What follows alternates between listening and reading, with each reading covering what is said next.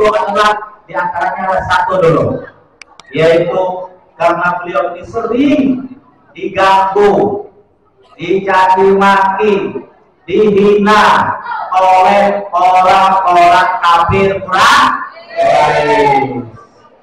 Tapi walaupun beliau ini diganggu, dihina, dicerca dan sebagainya, dilempari segala kotoran onta, dilempar segala batu, apa alasan beliau? Tidak jadi masalah. Jadi di antaranya tidak adalah beliau diislamkan itu sebabnya pertama adalah selalu diganggu oleh orang-orang kafir Quraisy. Tapi hikmahnya apa dibalik itu semua?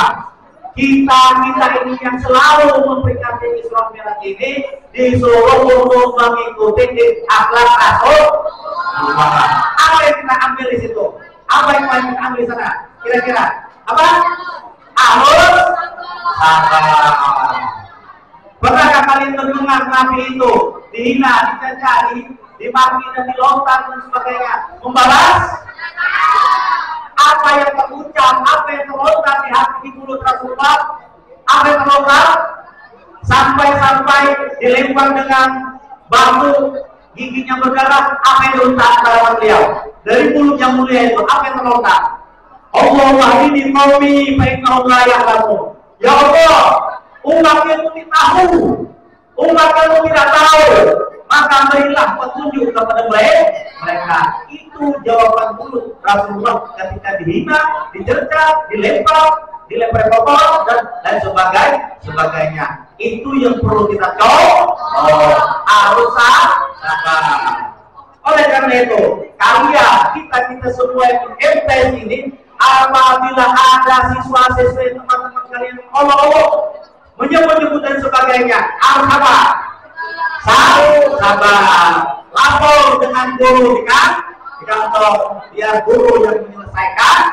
Ya, bukan sok jatuh, bukan sok hebat, bukan sok kurang, harus ada aturan. Paham ini? Jadi salah satu di antara sebab Isra Mi'raj tadi adalah selalu dicerca dan sebagainya, tapi Nabi Muhammad selalu sabar. Ini mengisyaratkan kepada kita untuk mengikuti akhlak Rasul, di antaranya adalah sabar dalam berkata-kata, sabar dalam bertingkah, sabar dalam perbuatan.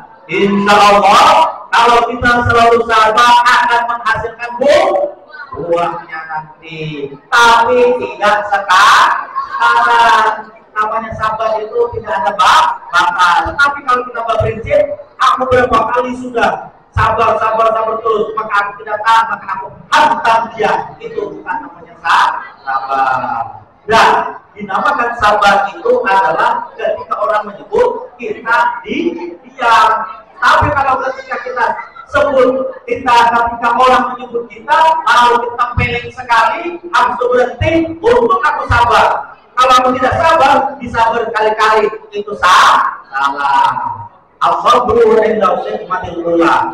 Sabar itu yang dinamakan sabar itu adalah ketika kejadian pertama jalan, ada teman kaki senggolnya kaki kita rebah, langsung kita tendang sekali. Sabar. Kalau punya kawan sabar, untuk aku sabar, tapi sekali sudah memukul kawan, itu sama saja tidak sabar namanya.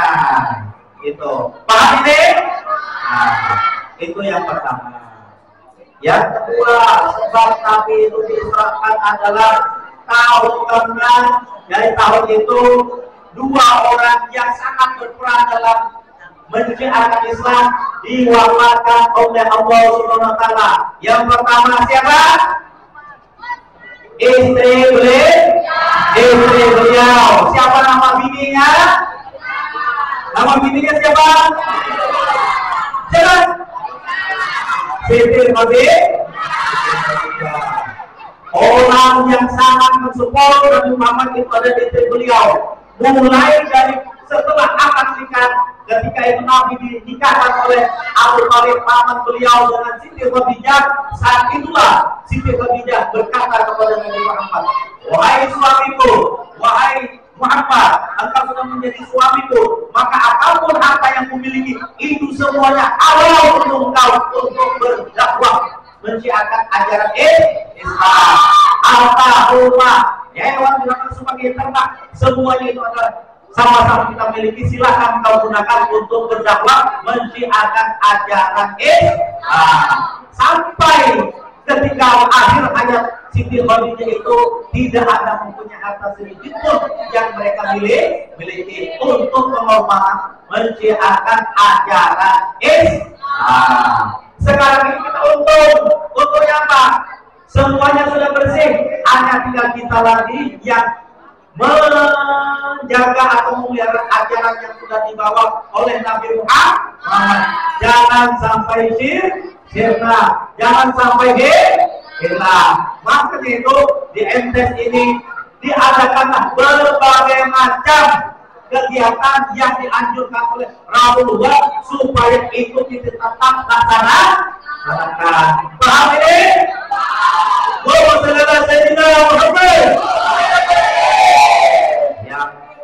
Jadi sebab yang kedua adalah meninggalnya istri beliau yang selalu mendukung perjuangan dakwah beliau untuk menjalankan ajaran Islam.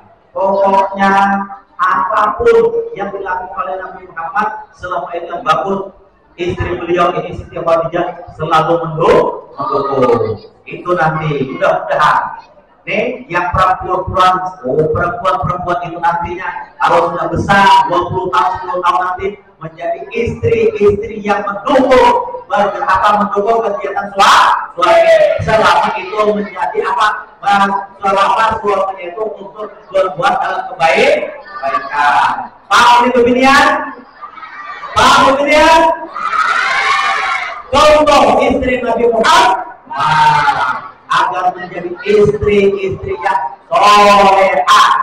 Mau?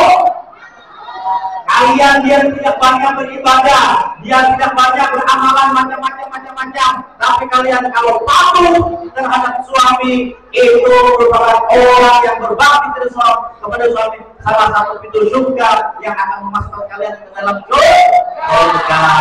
Mau nanti?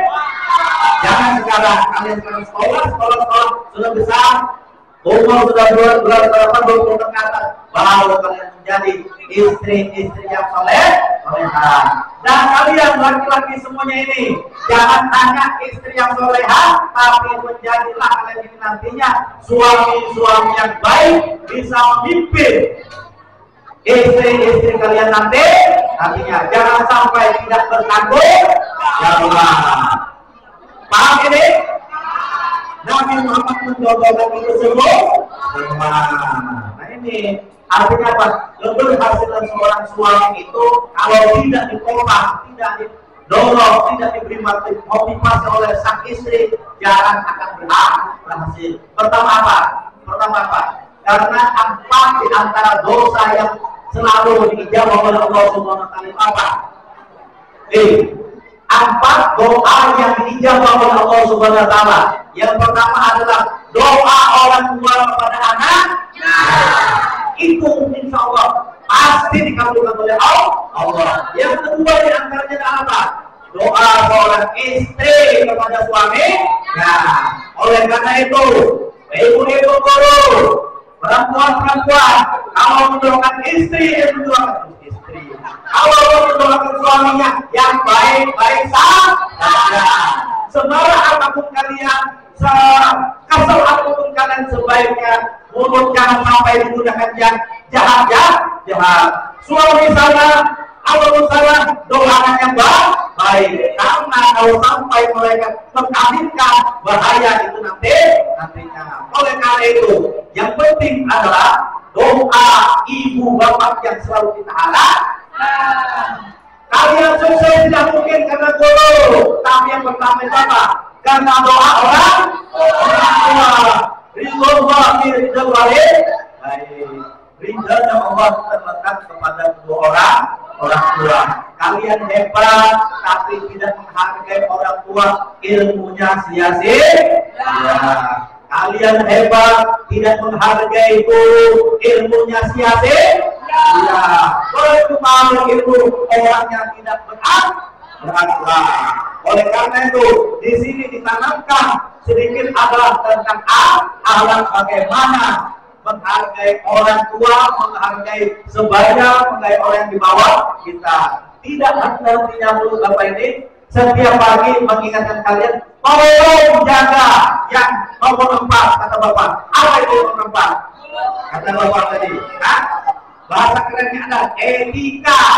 Bagaimana caranya kalian ada kalian berbicara, sopan santun, itu semuanya kalau di bahasa Arab ada timbul dalam akhlakul karim. Tidak ada lagi yang ngomong macam-macam. Itu yang seharusnya seorang murid kalau ingin mendapatkan ilmu yang baik. Yang kedua, menyebabkan Isra Mi'raj itu adalah meninggalnya istri yang tercinta, Siti Khadijah. Selanjutnya ada lagi orang yang selalu mendukung, orang yang selalu melindungi Rasulullah ketika ada gangguan-gangguan orang-orang kafir Quraisy. Siapa? Siapa? Paman beliau siapa namanya? Abu Talib. Beliau ini adalah sebenarnya kalau dalam hatinya mungkin beliau itu mengakui ajaran yang dibawa oleh ponakannya Nabi Muhammad, tapi karena beliau menjadi seorang pemuka, karena itu beliau tidak mengutarakan di tempat umum bahwasanya Nabi Muhammad itu benar-benar utusan Allah. Oleh sebab itu beliau menjaga beliau itu semaksimal mungkin agar tidak diganggu oleh konco-konco beliau sendiri yang mengganggu untuk membunuh Nabi Muhammad. Ketika itulah beliau juga wafat, sehingga Nabi ini bersedih. Orang yang selalu memotivasi, orang yang selalu mendukung beliau ini wafat kedua-duanya, sehingga timbul rasa loyo. Nah, oleh karena itu Allah memberikan sebagian nikmatnya itu berupa menaikkan atau mengisra mi'rajkan Nabi Muhammad ini pada malam keberapa itu? Tanggal bulan Rajab tanggal berapa terjadinya? Tanggal berapa? 27 Rajab. Ketika itu 10 tahun setelah kenabian Nabi Muhammad. Nah, itu diantaranya adalah sebab-sebab terjadinya Isra Mi'raj Nabi besar Muhammad Sallallahu Alaihi Wasallam. Selesai itu kita lanjut sedikit lagi. Usaha kira-kira jam 12 kurang kita selesai. Setuju? Setuju, tidak setuju, tetap saya berbicara. Jelas? Jadi Isra Mi'raj itu terjadinya tanggal malam 27 Rajab. Ketika itu Nabi Muhammad santai-santai berbaring dengan dua pamannya antara Ja'far dan Hamzah. Ketika itu datang Sayyidina Jibril, demikian mengambil dan dipindahkan. Singkat cerita, setelah itu di dalam perjalanan Isra pada malam itu terjadinya dua hal atau dua macam. Isra itu namanya perjalanan malam, Mi'raj itu naik. Dalam perjalanan malam dari Masjidil Haram ke Masjidil Aqsa itu Nabi Muhammad ini pertama dalam perjalanan itu bersama Jibril itu apa? Yang mereka berkendaraan pakai apa? Dan Muhammad ini diberi kendaraan burak. Naik burak ini hebat. Dia ibaratnya elastis. Apa yang saya katakan elastis? Ada naik gunung yang di belakang sama. Artinya kakinya panjang. Ada turun gunung yang di depan ini kakinya panjang. Ya kan? Yang di bawah pendek. Seperti itu elastis. Itu kehebatan Nabi Muhammad naik burak. Beda dengan kita naik aja kerbau, naik kuda, tetap kayak ini kita. Tapi kalau Nabi Muhammad tetap kayak dan itu kehebatan Nabi Muhammad. Jalan naik burak. Stop. Sholat di sana. Sholat 2 rakaat. Kalau selesai 2 rakaat, Muhammad tahu yang di mana itu? Itu adalah di Taibah. Apa itu Taibah, wahai Jibril? Itu adalah Madinah, namanya tempat engkau hijrah nanti. Selesai sholat. Muhammad, stop lagi sini. Sholat lagi di sini. sholat 2 rakaat di situ.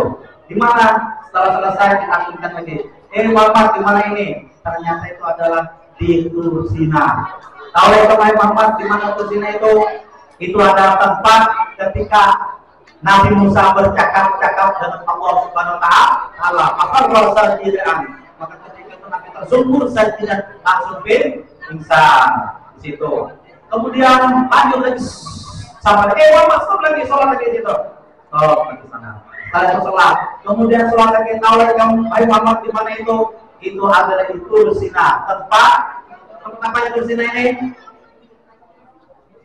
Bethlehem ke tempat lahir mampir tadi Tursina, sekarang di Bethlehem. Bethlehem itu awal Muhammad itu adalah tempat lahirnya atau dilahirkannya Nabi Isa alaihissalam. Kemudian sampailah ke Masjidil Aqsa, sehingga di sana Nabi Muhammad juga disuruh sholat, namun di sini sholatnya lebih istimewa. Isyarat oleh Jibril kepada Nabi Muhammad untuk dibawa depan sebagai imam yang hadir di sana. Seluruh nabi-nabi yang terdahulu hadir semuanya yang dipimpin oleh Sayyidina Muhammad. Setelah selesai, lalu Nabi Muhammad dari Masjid Aqsa itu dimi'rajkan oleh Allah Subhanahu wa taala. Mi'raj pertama, langit pertama bertemu dengan Nabi siapa? Ada yang ingat? Siapa yang ingat? Nanti saya tanya terakhir, saya kasih hadiah. Siap-siap bendahara. Apa? Langit pertama Nabi Adam. Langit kedua Nabi Yahya dan Nabi Isa.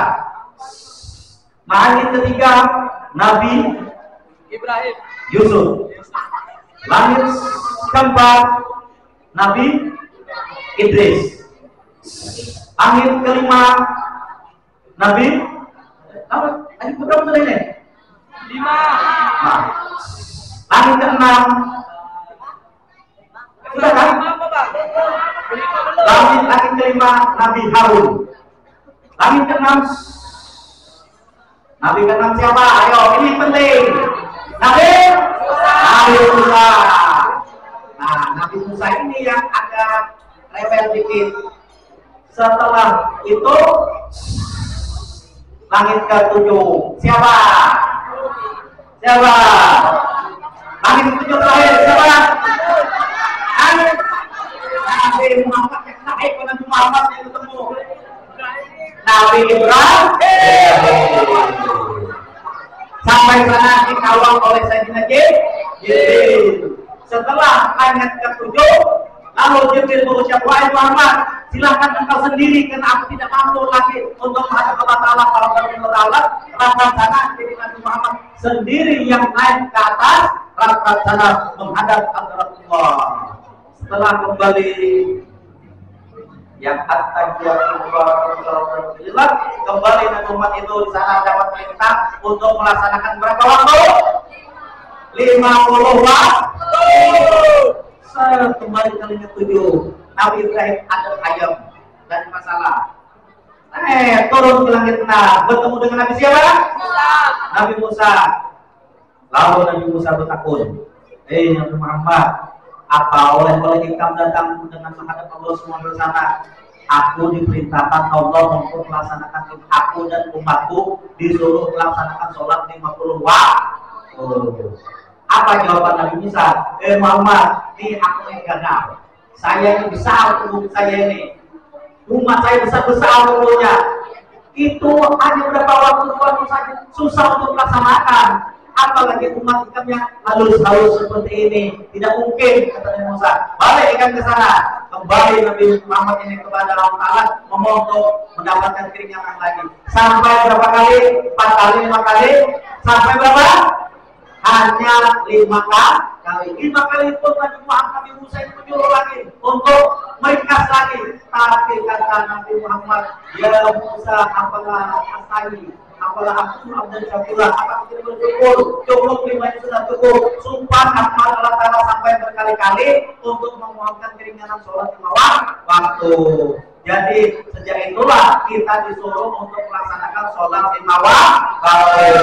Siapa yang melaksanakan sholat 5 waktu sama pahalanya itu kebaikannya adalah 50 kali juga artinya 50 waktu. waktu saat ini kita disuruh untuk selalu melaksanakan sholat 5 waktu saat itu.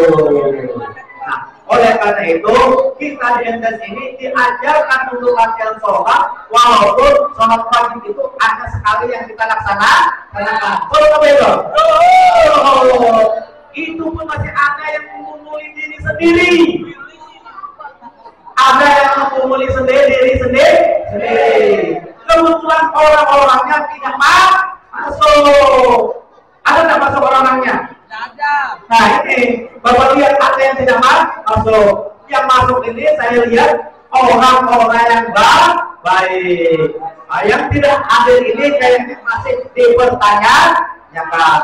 Jadi mudah-mudahan yang hadir ini semuanya nanti mendapatkan syafaat dari Allah Rasul. Dan saat ini karena masih belajar, mudah-mudahan mendapatkan ilmu yang bermanfaat, sehingga nantinya berguna bagi bangsa dan agama dan tidak menyumpahkan kedua orang tua. Amin ya rabbal alamin. Cukup? Amin. Saya tanya kepada Febri, apabila kata Febri lanjut. Nah, lanjut. Ya kan? Ya, lanjut. Bilangnya, nah, lanjut kita. Ya, oke. Mudah-mudahan apa yang sudah Bapak sampaikan yang singkat ini mudah-mudahan berkat kepada hati kalian. Dan mudah-mudahan masih ingat. Jangan baca selawat sekali dulu supaya ingat. Allahumma shalli ala sayyidina Muhammad. Oke. Nanti berhubungan dengan Kak Mia. Ya, siapa yang dapat menjawab hubungi Kak Mia. Jelas? Bapak tidak perlu, saya Pak tidak perlu. Yang penting dulu-duluan ajukan Pak. Dulu-duluan ajukan. Oke. Nah, ada 5 orang. 1 orang dapat 10.000. Jadi 5 orang. Jangan Kak. Siap-siap siswa. Tolong diperhatikan siapa yang duluan. Masuk Bu, siapa yang duluan?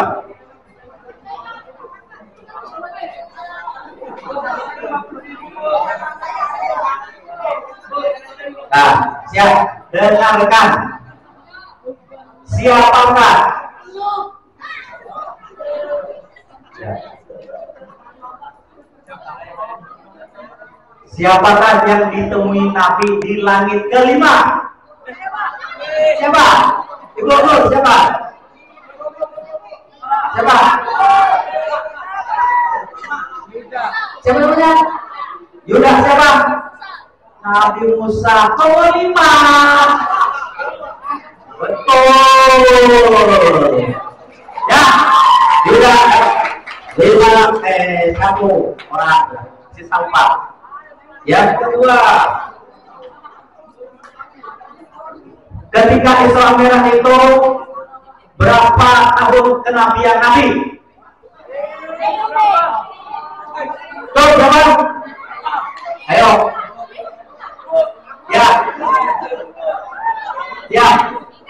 Ya, Ika.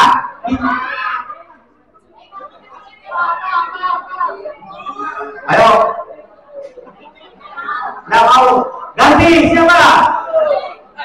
Ya. 27 tahun. Iya, kita ganti. Najwa. Tahun ke-10 kenabian Nabi Muhammad. Ya, betul. Jadi Isra Mi'raj itu terjadinya 10 tahun kenabian kerasulan Nabi Muhammad. 1, 2. Yang ketiga, dengarkan betul-betul. Berapa sebab yang saya utarakan tadi terjadinya Isra Mi'raj itu? Siapa? Ya, kamu. Dulu apa kamu? Ya. Selain itu bergabung tuh, Abdul Hasan itu bergabung. Satu lagi.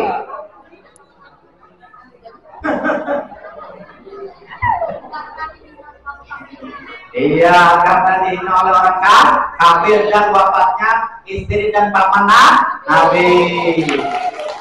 Nomor 3, siapa namanya? Ramadhani Yuda Najwa. Masih ada 2 orang kali. Yang selanjutnya adalah surah apakah? Subhanalladzi asra bi 'abdihi lailan minal masjidil haram. Tuh, itu sudah ada jawabannya. Ya. Surah apa bilangnya? Al-Isra ayat atau Bani Israil. Yang betul juga. Siapa namanya? Kalisa. Sisa satu lagi. Ya, dengarkan. Ini yang sangat mudah sekali. Terakhir ini siapa yang melihat? Bacakan Bapak surah Atin. Dengarkan. Bagikan kebanyakan susah tunjuk ulang. Nah, sekarang dengarkan Bapak. Bacakan Bapak surah Al-Insyirah. Maju. Coba. Ya. Maju Pak, maju. Maju. Coba. Ini terakhir ini ya? Belum. Terakhir. Coba maju.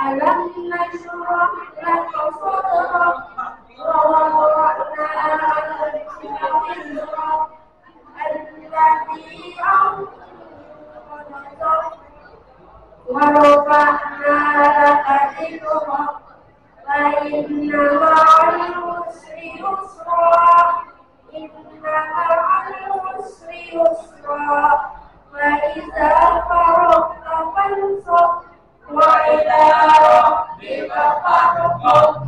Shadaqallahul azim.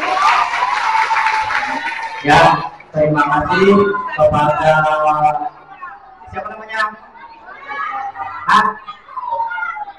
Nur Hikmah. Ya. Mungkin itu saja yang dapat Bapak sampaikan dalam kesempatan ini. Sebelum berdoa, saya harap yang sebelah kanan Bapak berdiri semuanya. Cepat, yang sebelah kanan Bapak berdiri laki-laki. Cepat berdiri semuanya. Cepat berdiri semuanya. Berdiri. Cepat semuanya berdiri. Itu masih ada itu, baring itu siapa itu? Cepat, siapa itu? Silakan ambil sampah yang kotoran-kotoran bekas bonbon itu cepat.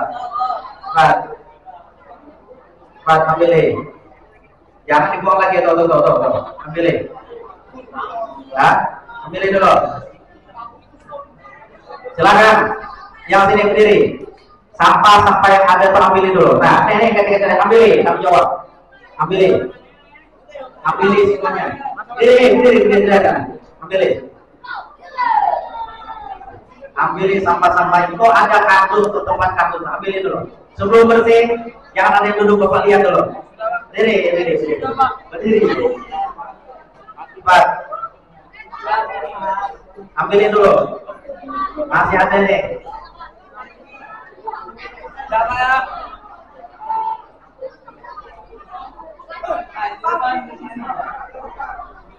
Buat, masih ada itu. Masih ada itu sedikit itu pilih. Sudah, duduk. Yang ini duduk, sudah duduk. Jangan dikembalikan lagi sampah-sampahnya ya. Duduk. Yang sebelah sini berdiri. Yang batas tiang ini, berdiri. Kalau ada sampah masukkan di kresek-kresek itu. Jadi tunduk kalian lihat sampah-sampahnya. Lihat sampah-sampahnya itu. Ada atau tidak ada? Belakang lihat ya, banyak sampah-sampah itu lihat. Masukkan ke kelas plastik itu ya. Silakan duduk sebelah sini, nih batas tiang. Lihat. Bapak lihat tadi yang keluar dari banyak sampah. Lihat itu. Lihat. Bapak mau lihat ini. Nanti pakai keluar nanti ribut dan juga bersih sampah. Tuh lihat masih ada sampah-sampah itu. Ambil. Lihat bekas sedotan itu diambilin. Sedotan diambilin. Buat ke tempat sampah. Jangan dulu, bapaknya dulu. Nah. Awas kalau masih ada ya. Tolong kesadarannya. Kalau sudah, sebelah sini. Lihat semuanya tempat berdiri, biar kelihatan sampah-sampah kecil itu. Biar bersih. Ambilin. Kalau ada diambilin. Cepat ambilin dulu. Buat dalam kresek-kresek itu ya. Sudah. Nah, silakan duduk. Ya lupa. Itu ada telur. Di depan sana telur. Mari kita baca surah Al-Fatihah dengan harapan 3 kali membaca surah Al-Fatihah. Mudah-mudahan siapa yang memakan telur itu akan menjadi orang yang pintar.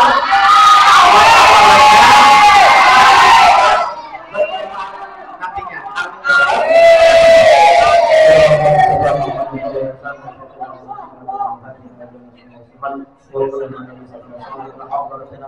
Al-Fatihah.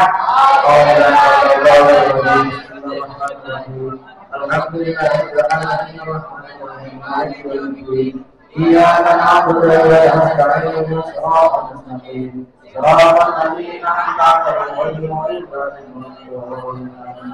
Bismillahirrahmanirrahim. Alhamdulillahirabbil alamin arrahmanir rahim maliki yaumiddin.